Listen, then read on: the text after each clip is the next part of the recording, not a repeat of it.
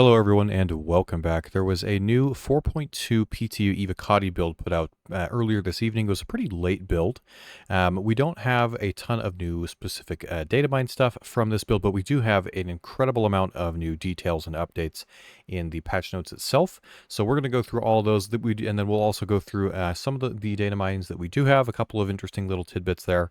So let's go ahead and get straight into it. And right before we get into it, I will remind you that I am currently running a giveaway for a Greycat MTC. That'll be going through the finale of Invictus. During that finale, I'll be drawing a winner. All you need to do to be entered for that is leave a comment under the video that I have linked in this video's description, and then you'll be automatically entered for that. And then if you do happen to win, you'll just need to be able to contact me via Discord so I can verify that you are who you say you are. So that's going to do it for that. Let's get into the new information for 4.2.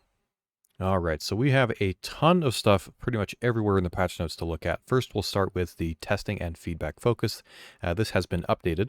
So they mentioned that in tonight's build, that includes further ASD testing, which is the Associated Science and Development new locations, with the first two parts of our new sandbox activity starting at the Faro Data Center and moving on to new locations from there.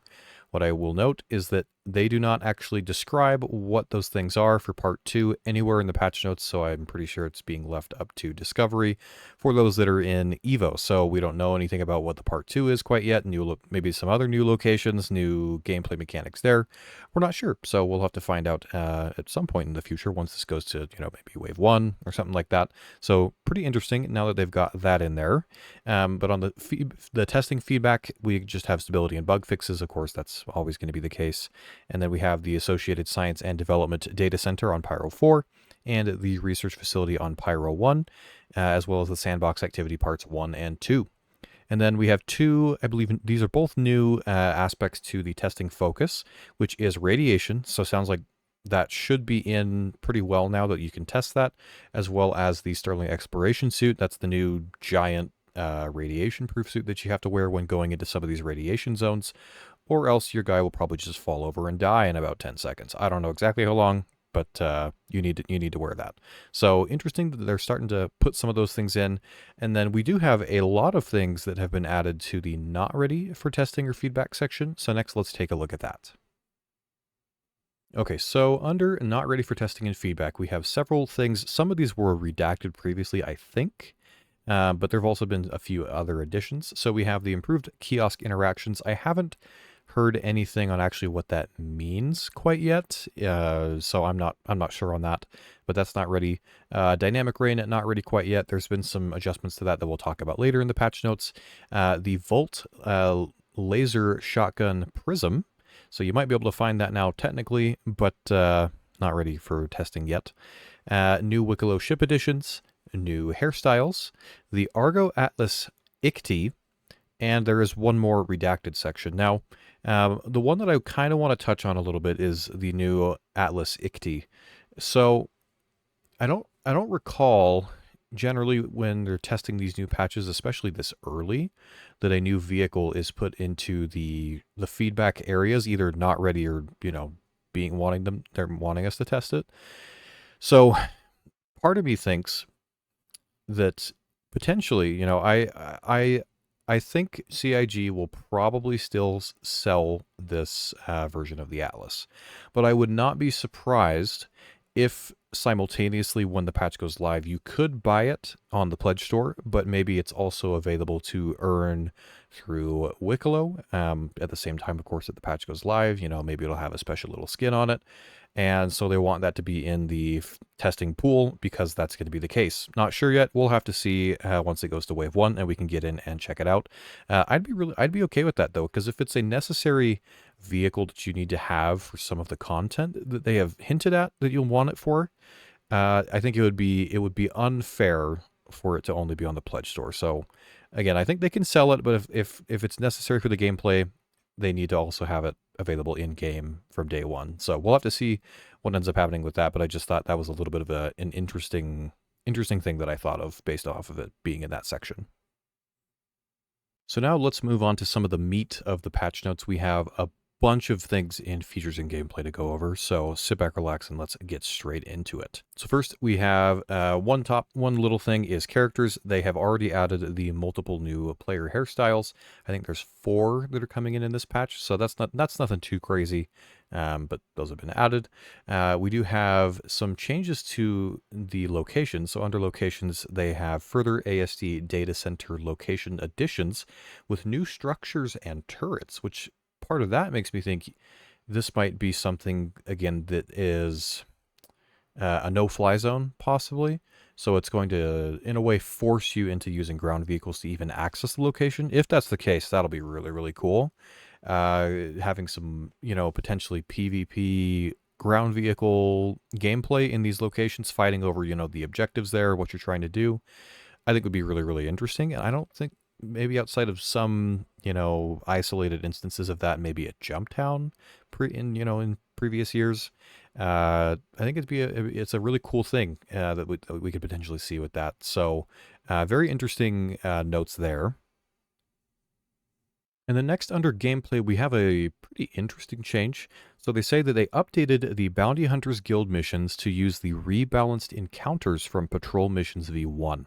So I don't know if that means Bounty Hunter missions will now have those sort of the random objectives that you can get with, like, in the Patrol missions, in which case I don't really know how they'd be different than Patrol missions. I don't know. Well, I guess there's still some differences, but at least that's what I think it means at first. Again, once we can actually get into the PTU, we'll have to test this out. So just a nice little thing that I noticed there that is, an interesting thing that we'll be able to check out. Next, we have a pretty big section in regards to ships and vehicles, so let's go ahead and go through it. First, we have for the MISC Starlancer TAC, the weapons and turret ammo max count has been buffed, and the side turret max speeds have been reduced with added acceleration and deceleration times. I don't remember. It's been a couple days since I've been in the TAC, so I don't remember exactly how quickly those turrets move. I guess it makes sense. The bigger size 5 guns, they should move slower. I still think maybe they could make some slight adjustments to how the arcs are for that and maybe make it so it can shoot a little bit more forward. We'll have to see. Again, the TAC it's more meant to be a ground assault ship, so those turrets are primarily designed for ground cover, shooting down to the sides, protecting disembarking troops, vehicles, those sorts of things. Just a nice little thing I would like to see. Maybe they change that at some point, but there's that one. And then we also have a moderate Starlancer series SCM/nav/boost max speed increases.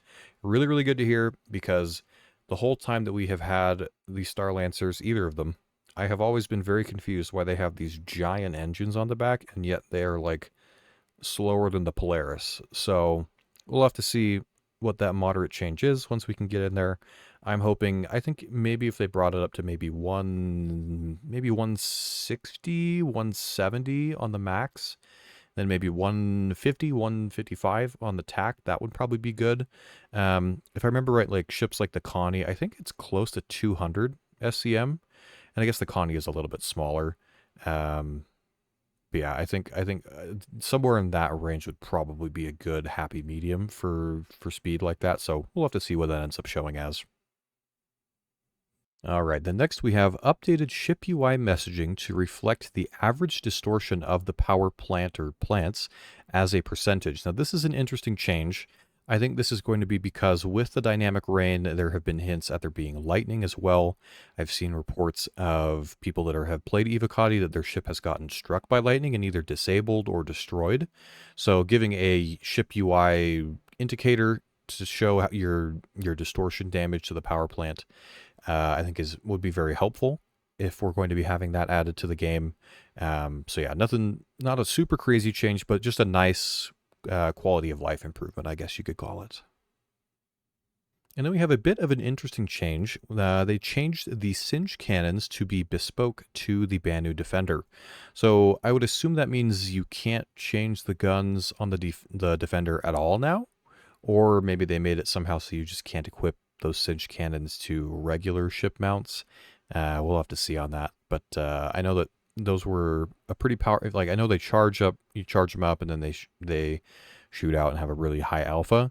They just take forever to charge. So I guess CIG just wanted that to only be usable on the Banu Defender. So, just a little change there. Nothing too crazy.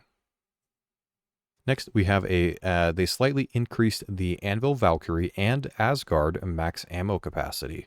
I know that the Valkyrie did get I think it had a pretty decent capacitor buff with the changes they did for that for 4.1.1. I'm sure the Asgard probably had the same modifier, I would think. So sounds like they've just increased that a little bit more. Again, maybe these ships will be useful for this new activity, dropping off ground vehicles, dropping off a tank, a ballista, a Centurion. We'll have to see, but they're making some little changes here and there to some of these new ships. Next, we have increased the Anvil Centurion max turret ammunitions. I know that had gotten left out in the 4.1.1 changes for the turrets, so good to see that. There's still many things that need done to make ground-based anti-air more effective and actually somewhat useful. Again, this might be another change, hinting at maybe needing to use ground vehicles more in the upcoming patch, but either way, it still needed to be done, so I'm good that they were able to make that change. And then last, for the ships and vehicles section, we have slightly restricted the Polaris turret gimbal movement to avoid them clipping through the ship. Nothing really crazy there. I do remember, I have noticed before though, being in that turret, if you point them down, they will kind of clip down in there. So just a little bit of a reduction on that. So nothing too crazy there. All right, so next we have a pretty, they've titled it a shield regen update. It seems to be affecting ships that have quadrant shields instead of the bubble shield, how they store reserve shield or like recharge or different things. So we'll go through it. I think I kind of understand it, but maybe if I read it again, we'll be able to understand it better. So shield regen updates. Updates to shields to reserve a buffer per face instead of as one pool. Currently, the reserve pool stores all shield health in one pool, then distributes evenly back again. This can lead to easy distribution of health between faces again. Example, if one face of 4 is fully down, then the reserve pool will store 3/4 the health and then distribute it evenly to all faces again. With this update, shields will now store each face separately in the reserve pool to avoid this redistribution. Each reserve face stores a percentage of the current face's health and regen up to a % of the max face health. When going from faces to reserve, the regeneration won't start the reserve until the face is fully empty. When going from reserve to faces, only going from reserve to faces, only ignore regen delay for regen coming from the pool. Still get the delay for normal regen. It's currently ignored for both. I am somewhat confused still by this. If you happen to understand more what this means, feel free to explain it down in the comments.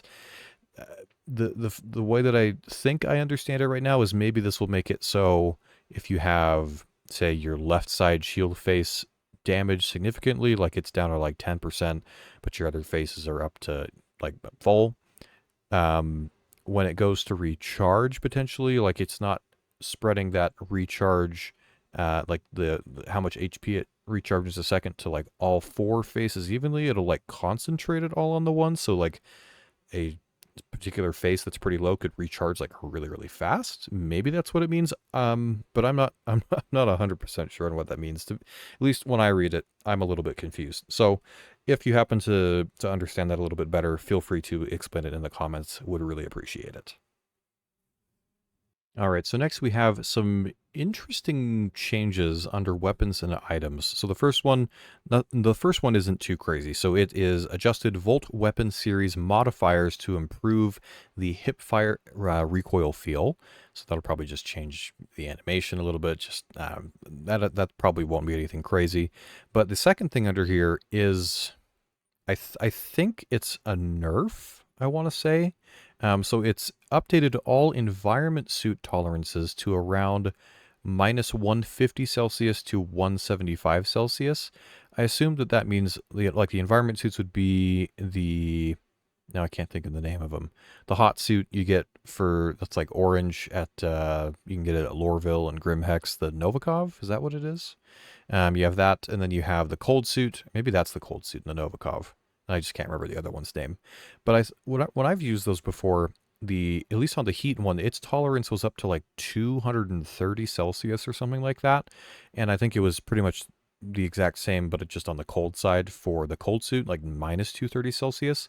So at least if I'm reading this right, it sounds like they have decreased the effectiveness of these suits, which I do wonder why, because like what if you're in the heat suit and it protects you up to 175C, if you go somewhere like Aberdeen is I think a little over 200 Celsius, maybe a little bit cooler than that at night.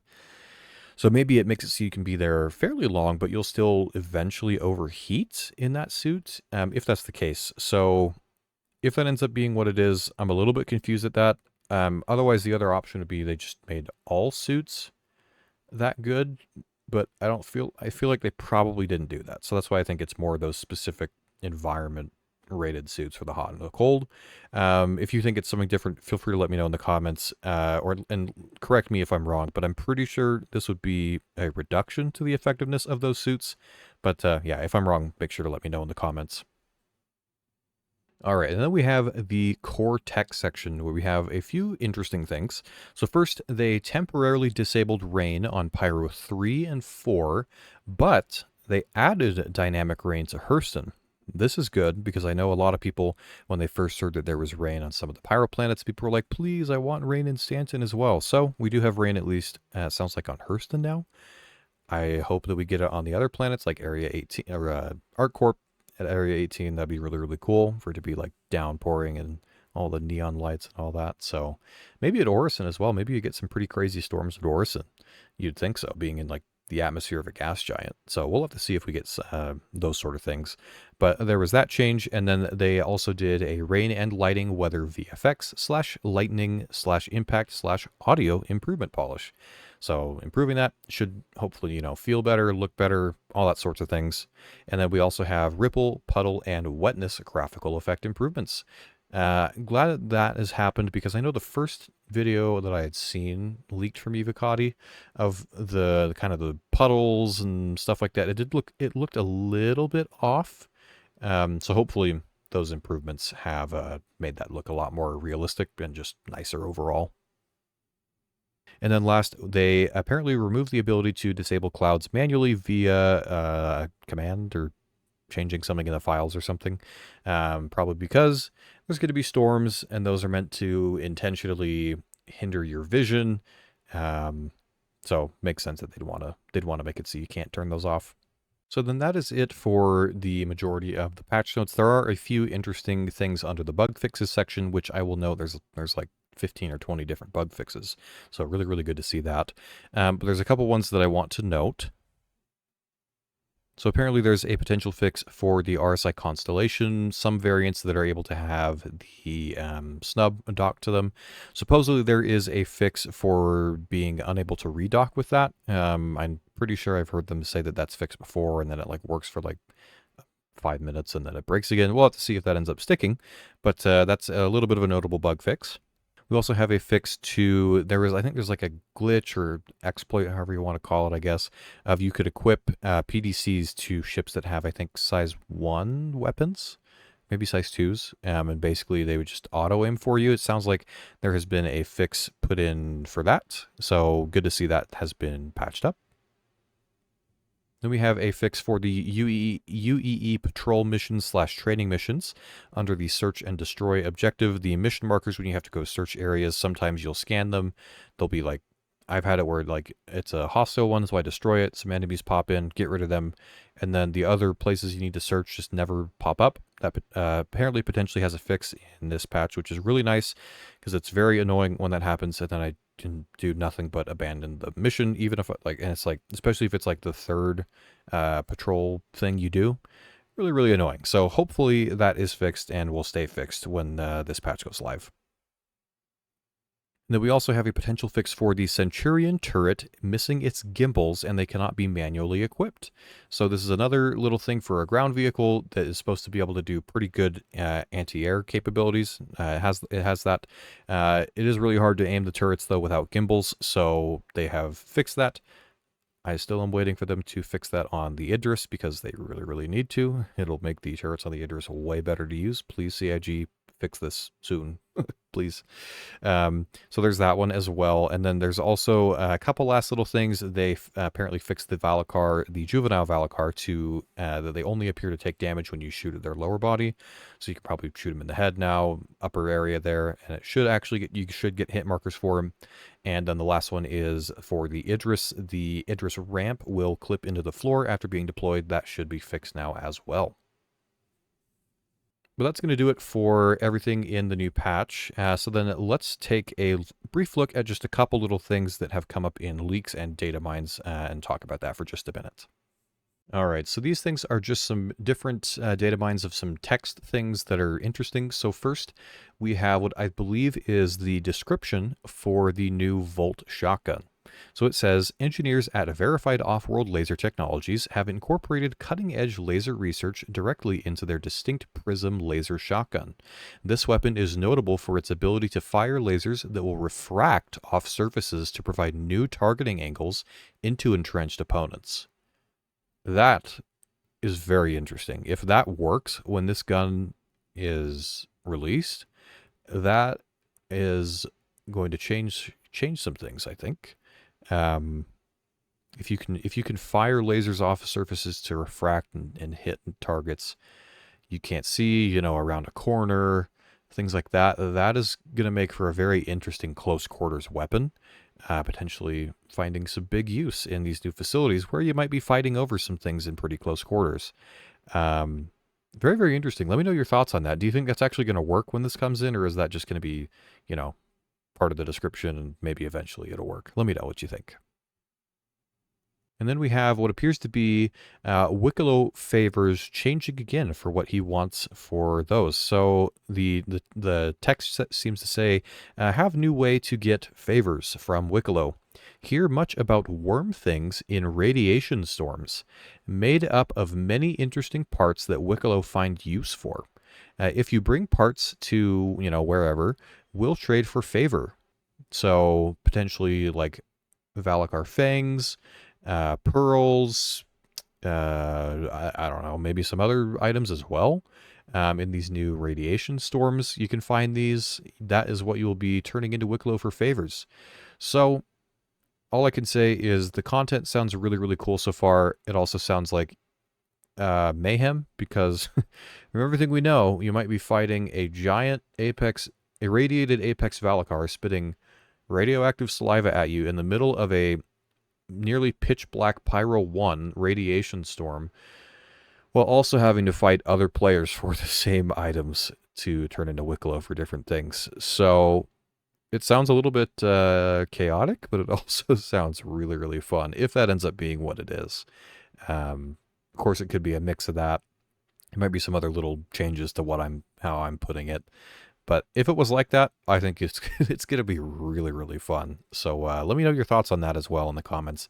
Do you think that's what we're going to be doing? Do you think there's more to it that we just maybe don't know yet? Let me know your thoughts. And then we do have some text for probably what the contract will be for getting a Wicklow version of the Atlas ICT.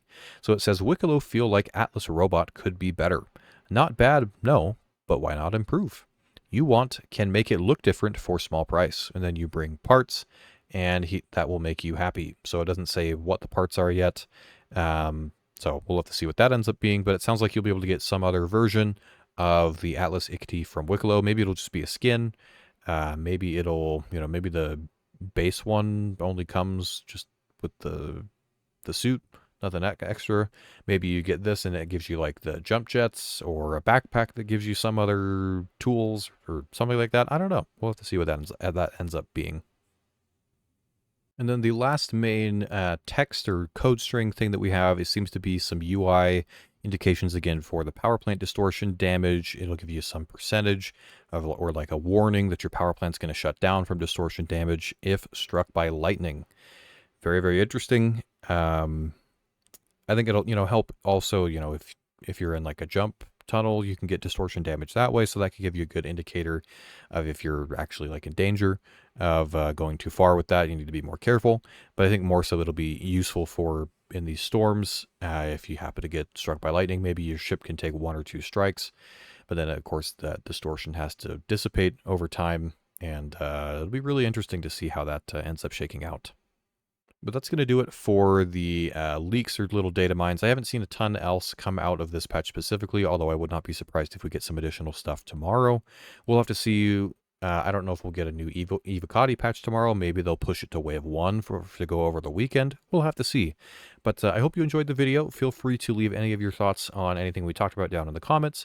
If you liked it, feel free to leave a like as it helps the channel. Feel free to subscribe to see more Star Citizen news like this, ship reviews, all those sorts of things. And until next time, I'll see you in the verse.